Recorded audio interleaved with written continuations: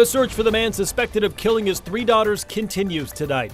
New at 5, we'll break down how you can help with the investigation. It's looking quite sunny and dry outside. We're hitting the low 80s this afternoon and looking into the 90s for this weekend. Washington senators urging people to voice their opposition to the president's budget bill. Tonight, why Senator Patty Murray says the cuts to Medicaid will impact every Washingtonian. Good evening and thank you for joining us for KREM 2 News at 5 tonight.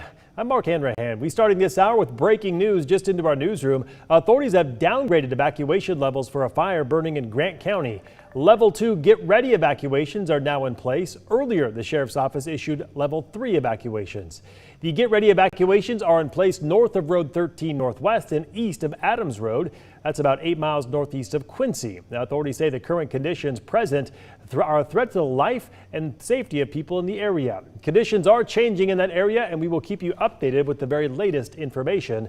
Authorities say about 120 acres have burned so far, and that fire is not under control. Tonight at 5, we are still tracking developments in the search for Travis Decker. He's wanted as a suspect in the murder of his 3 daughters near Leavenworth. Today we're learning Chelan County is closing the area around the Enchantments mountain range until further notice as they search for Decker. The sheriff's office held a press conference yesterday saying they're confident they'll find him as resources pour in from all across the country. That includes 2 helicopters from Spokane County. The Chelan County Sheriff's Department says the 32-year-old has an extensive military background, which may be helping him avoid law enforcement. And as a reminder, Decker is about 5 feet 8 inches tall, weighs about 190 pounds. He has black hair and brown eyes. He was last seen wearing a light-colored shirt and dark shorts. If you see him, do not approach. Instead, call the U.S. Marshals at that number right there on your screen or just call 911. Right now, we are waiting for officials to release the autopsies for the 3 sisters. Those results will tell investigators how much of a head start he had before the search began. In an effort to bring you more to every story tonight, as law enforcement continues the manhunt for Travis Decker across the Pacific Northwest, the question now becomes how you at home can either help or hurt the investigation. KREM 2's Christian Garza has been looking into what people need to keep in mind before submitting a tip. Christian? The main messaging agencies spearheading the manhunt want viewers to understand is that if you have a tip, it has to be something that you see firsthand, not text, not rumors, or something that you might have seen online. After the not credible sighting in McCall, Idaho, law enforcement are doubling down on where people can find both new information about the investigation and where people with potential new information about Decker's whereabouts can submit a tip. At this time, Chelan County Sheriff's Office says for everyone with cabins or who lives in remote counties around Chelan to stay vigilant because Decker is still on the run. As law enforcement combs through the area, people living in or with property in those areas are asked to lock all their doors and outbuildings, leave window blinds open, and outside lights on. Chelan County Sheriff's Office says law enforcement is patrolling around the clock in those regions.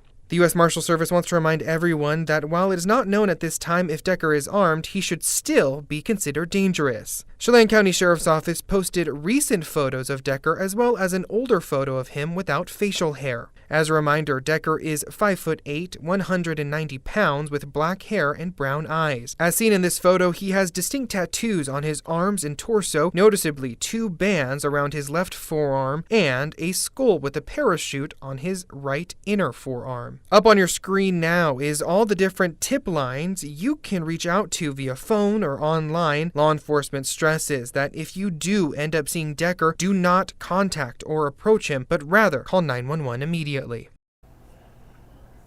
Again, we have those links to submit a tip online and all of those phone numbers up on our website, krem.com. In the newsroom, Christian Garza, KREM 2 News. Thank you very much. New at 5 tonight, within the last hour, a news conference wrapped up in Wenatchee. 2 friends who started a GoFundMe for the mother of those 3 girls addressed the media. To our community, the Wenatchee Valley, thank you. The outpouring of love, generosity, and support has been overwhelming, not only here in the Wenatchee Valley, but from the communities around the world. We are deeply moved and profoundly grateful. That fundraiser has raised nearly $1 million for the family. All right, let's talk weather on another beautiful day across the inland Northwest. Plenty of sunshine and warm temperatures. Let's get outside right now to Regan Gallo for just how much warmer we're going to get. Regan?